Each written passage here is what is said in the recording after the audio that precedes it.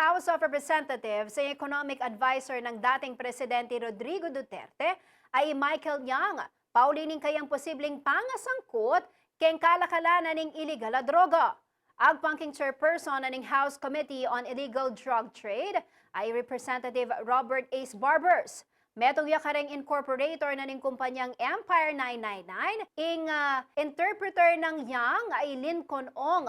Nga na pang Barbers, ing Empire 999 ing mikibandi king warehouse king Mexico, Pampanga, nung nuka rin daato ka ng otoridad ing 560 kilo na ning shabu. Amikialagang 3.6 billion pesos anyang September 2023. Nakanong makapagmulala ing pangasangkot ng Yang king iligal na droga ag pangkang Barbers, uling mismo ng Philippine National Police na ing sinabi anyang panauning milabas sa administrasyon, metong ya ini kareng babantendang bubuntok keng illegal drug trade.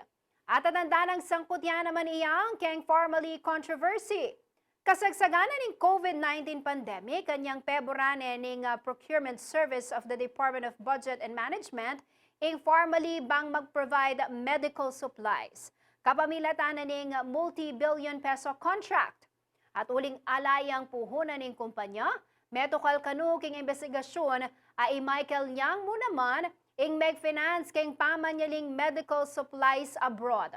Ang pangkang Barbers, mo simpleng drug smuggling ing nasara ng pakibalwan keng Senate investigation, nune pati ing pisasabyan king national security.